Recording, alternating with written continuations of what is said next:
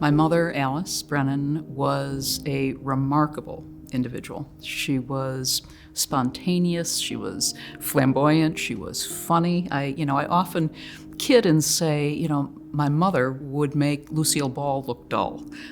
She was just, the life of the party.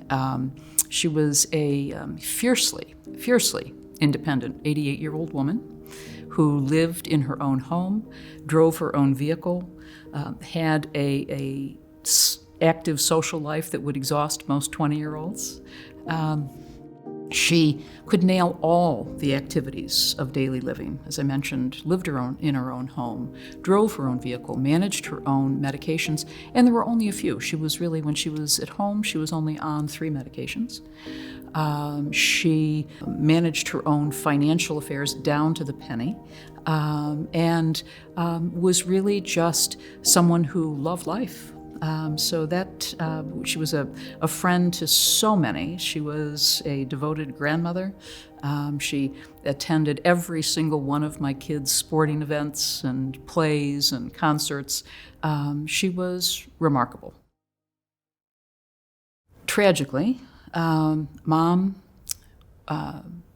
trusted her health care to 2 healthcare systems.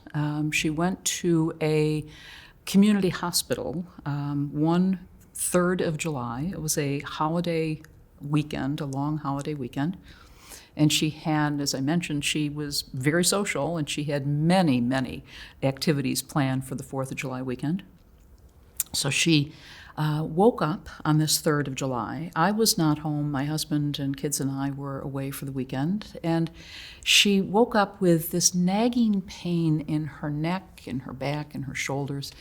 And she thought, I am never going to be able to get to these picnics and parties feeling like this. So she drove herself to a community emergency department and went in and said, give me something for this. So I guess my first cautionary tale would be careful what you ask for. The emergency department physician prescribed a medication for her that she had never taken before, and it was a muscle relaxant called Flexeril, a cyclobenzaprine, to be technical. And she left the emergency department and drove to her community pharmacy, had the script filled, went home, and by the time she got home, she had been up and moving around, so she was a little bit more limber. She took a shower, felt better after that, never took the medication. Put it in her medicine cabinet and really, frankly, forgot about it. A few days later, on or about the 6th of July, I went with her to an appointment with her neurologist. Mom had had a mini stroke or a TIA a few years prior. And so she was under the care of a neurologist, and she would go every 6 months, and just for a checkup. There was nothing, going on, just to make sure everything was good, and to she would take her medications that she was taking at home with her. And this time, in addition to the blood thinner and the medication for her hypertension and an eye drop that she was taking, in addition to that was this Flexeril that was on the list. And the neurologist looked at the 2 of us and said, "Oh, dear God, who would give an 88-year-old woman Flexeril?" So I have no medical background. My mother had no medical background. We just trusted that the medication that she was provided was safe. And so we, expressed concern about why he said that, and he gave us this crash course in something called the Beers criteria, medication lists that are very dangerous for seniors. And of course, Flexeril was on that list. So he said to Mom and said to me, go home, dispose of that medication, do not take that again. Never take that again. Don't get it refilled. It could be very dangerous for you, Mrs. Brennan. Okay, that's all you need to tell us. It's all you need to tell us. So off we went home.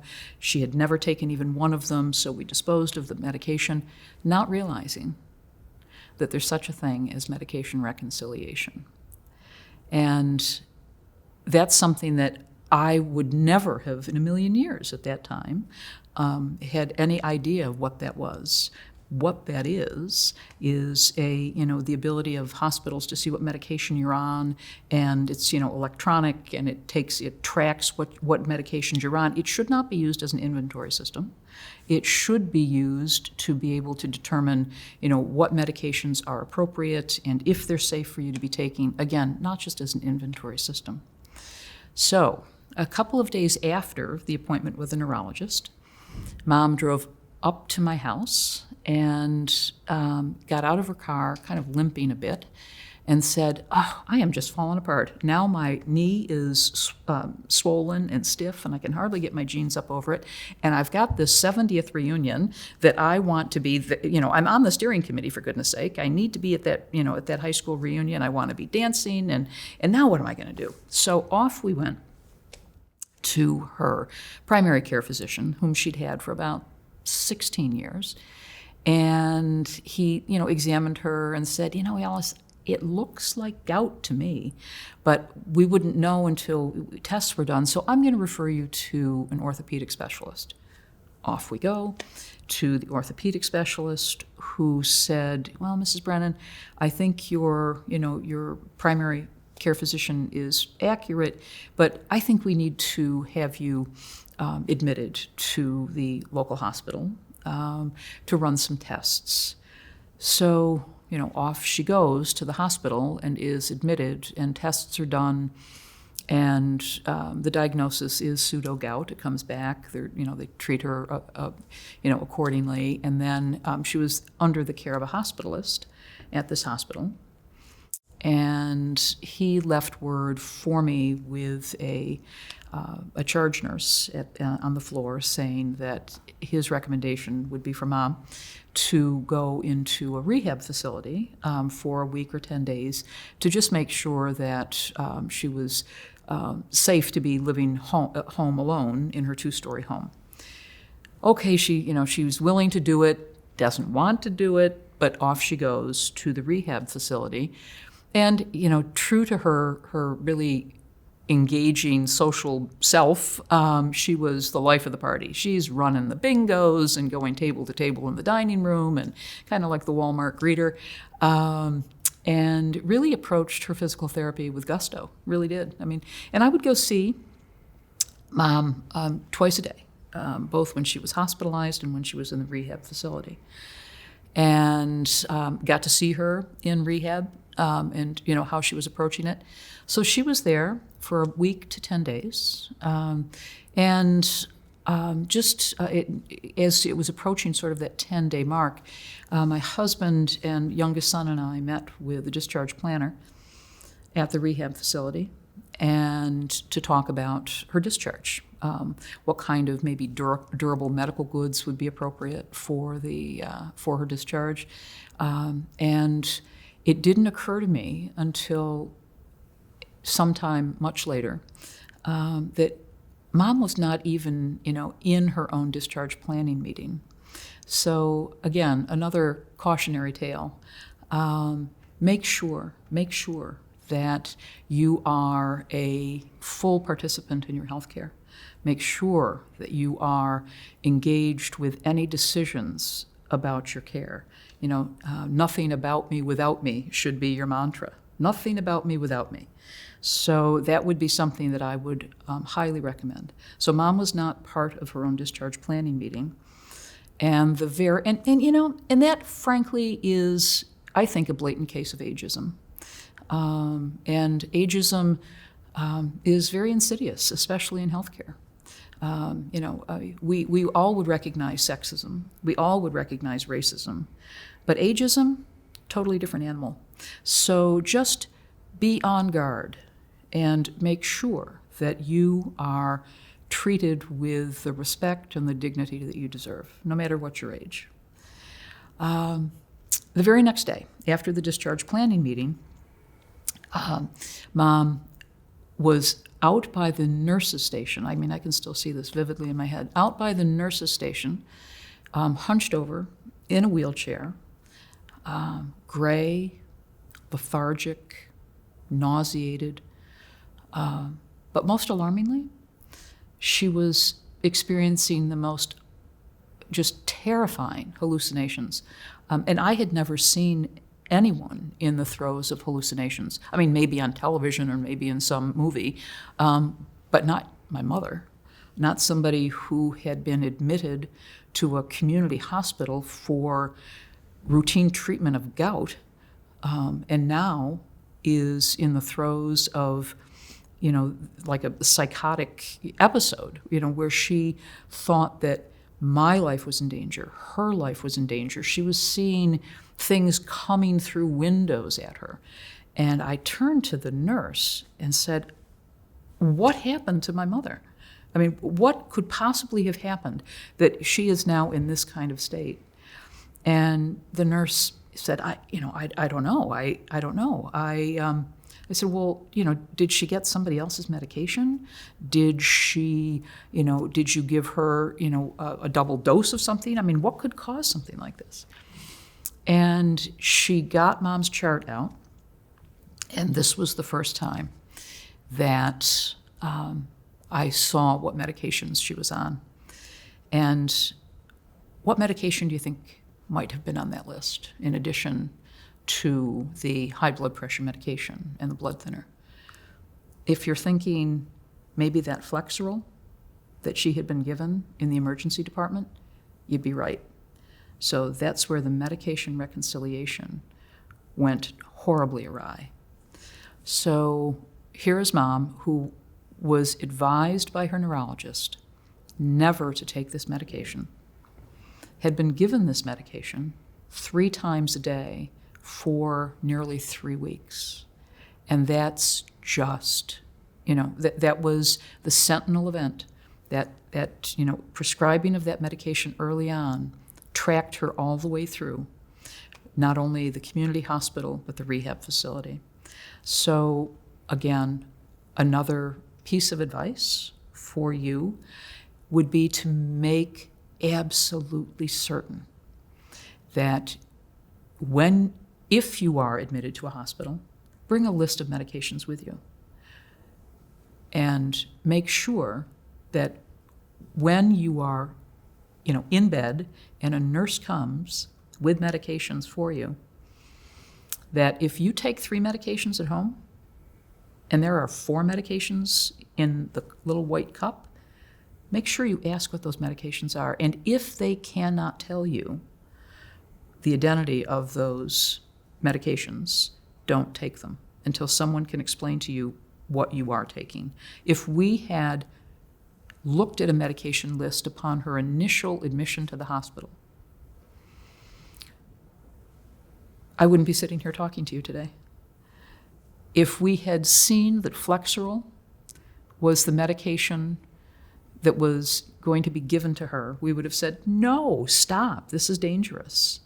But we didn't look at that medication list, not at the hospital and not at the rehab facility, until it was too late. So I explained to the nurse what we had been told by the neurologist, and she checked with the attending physician at the rehab facility, and they agreed to take her off of the Flexeril.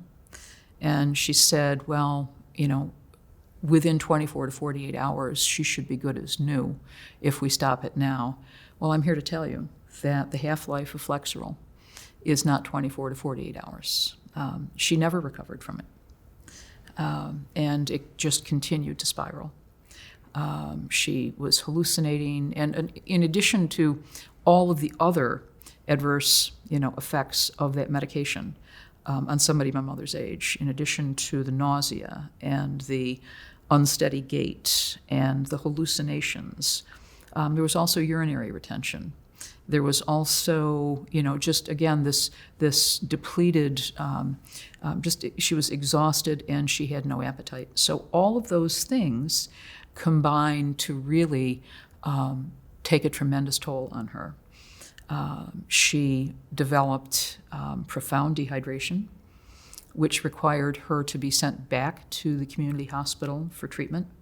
And it was at that point that she was discovered to have the first of the multiple healthcare-acquired infections that she developed. The first one was MRSA.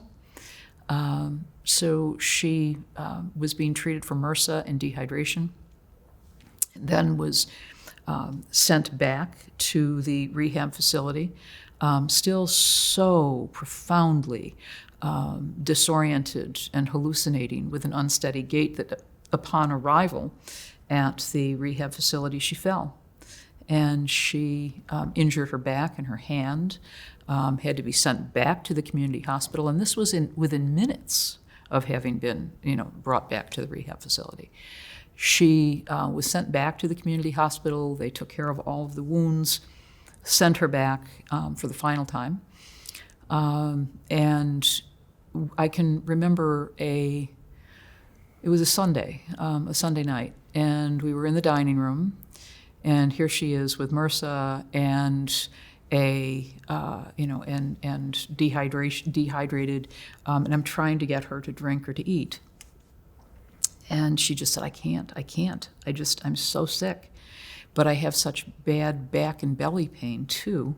So I asked the nurse, could it be a UTI maybe? And I was hoping, because I know sometimes with UTIs, urinary tract infections, there can be some cognitive impairment as a result, some confusion. And I was hoping that this would be perhaps something that could be treated and I could get my mother back in a semblance of the person that she was when she was initially admitted. And the first test came back negative, but then as things continued to deteriorate, they took another test and it came back positive. So she was sent back to the hospital for the final time. And her walking around weight at that point was about 132 pounds when she was sent back at that time for treatment of the UTI and MRSA. And but she was still she was hallucinating so badly during this time. I was asked by the charge nurse, and at this point I still had not laid eyes on the hospitalist this entire time. It had been a month from the time of the initial hospitalization. So I would advise you, if you are hospitalized or you are in a rehab facility, that you respectfully but demand a face-to-face with your physician and family members. Communication is critical, just critical with patient care. And remember, as a patient, you're the captain of the team. I think sometimes that gets a little bit confused. You indeed, the patient, are the captain of that team, and you need to be able to call the shots. So I would recommend communicating with your physician deeply. I was advised by the charge nurse that the hospitalist in Mom's care did not really believe that she was indeed an appropriate patient for the hospital, and instead he wanted to have her discharged to a psychiatric facility, I was just livid and thought, she's in the state that she's in right now because of improper medication error.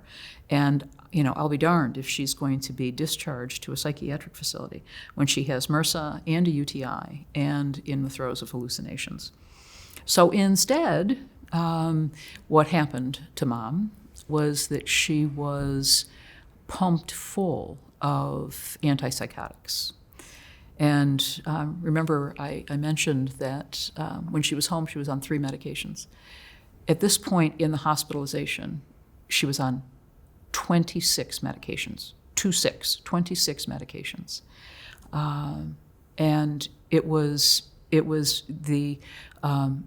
outrageous. And they were making her terribly sick, terribly confused, not touching the hallucinations. And almost all of them were on that list of medications that are dangerous for an elderly person. So I reached out to have a geriatric specialist be brought in to meet with Mom, to really analyze her care and make a recommendation of what could be done to potentially to turn this around. And he, again, met with her, he examined her, he did a cognitive exam, and he looked at her chart, and he met with me after, and he said, Mary, your mother is, she's not delusional, but she is suffering from about the worst case of polypharmacy I think I have ever seen. And what is polypharmacy? So polypharmacy is, multiple medications, many of which are going to be having a negative effect on your health. And Mom, as I mentioned, was on 26 of them. So this particular geriatric specialist said, Mary, if your mother is going to survive this, she has to be removed from all of these medications and brought back to just the ones that she was on at home. And I thought, okay, finally we have a game plan now. We have a game plan. And the very next day, here I was, riding high thinking that we had something that would be able to turn this around. And I got a call again from the charge nurse saying that the hospitalist wanted me to come in and sign a DNR, a do not resuscitate order. And I thought, well, why would I do that? We finally now have something that is going to be able to improve her health and hopefully get her back to at least, a shell of the person that she had been. And she said, well, now your mother has C. difficile. So now Mom has a life-threatening healthcare-acquired infection, 2 of them, MRSA, C. difficile, and a UTI. And her weight now had dropped from 132 pounds to 108 pounds in 10 days. So she was, she dropped 24 pounds in 10 days. I called this geriatric specialist back and said, okay, now what do we do? And he said, Mary, if Alice was my mother, I would call in hospice. And I'll tell you what, I think the world of hospice. Hospice is an amazing organization that provides end-of-life care. What I did not want was end-of-life care for my mother. I wanted her to go to her 70th high school reunion. I wanted her to be able to drive her, favorite little car. I wanted her to go out to lunch with her friends. I did not want her to be languishing in a hospital bed because of medication error and a lack of attention to infection control. But I did call hospice. And they came in and they evaluated Mom and said, yes, she is appropriate for hospice. I would have been the happiest woman alive if she failed the hospice test. But sadly, she did not. And she was admitted. And upon admission, in addition to MRSA, C. difficile, and the UTI, she also had another deadly healthcare-acquired infection called VRE. And when you put all those initials together, that spells sepsis. And it killed her. Mom died 6 weeks after she was admitted for garden variety gout. And that's what happened to Alice Brennan. Medication safety is something that I cannot emphasize enough. I cannot put too strong a focus on that for patients and family members. And healthcare providers, we need to know that the medication that is being prescribed for us, and if you are a senior especially, that the medication is something that is not going to do further harm for you, that it is not going to be something that is going to have a negative reaction because of other medications you're taking. So I would highly, highly advise patients and family members to know what medications you have been prescribed, how are they making you feel? If there's a medication that is making you confused, that is making you feel ill, that is making you have an unsteady gait, that is, any of those things, that is depressing your appetite, bring that immediately to the attention of the prescribing physician and talk about those things. So, use your voice and be aware of what medications you're on. I think if I were to turn the clock back, I would have looked at the medication list that Mom was given in the hospital. If that had happened, if we had been able to see that Flexeril was on the list of medications she was going to be given, we would have been able to stop it at that point.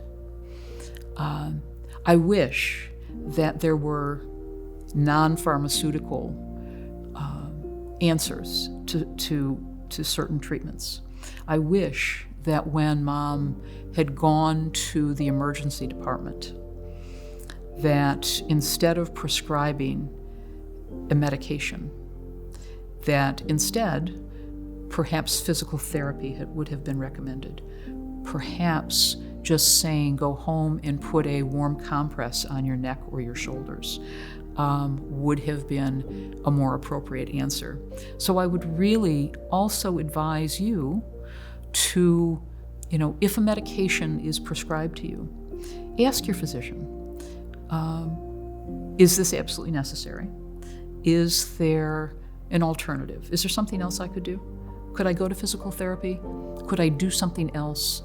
And, what is the likelihood that I'm going to have, an adverse, reaction to this medication?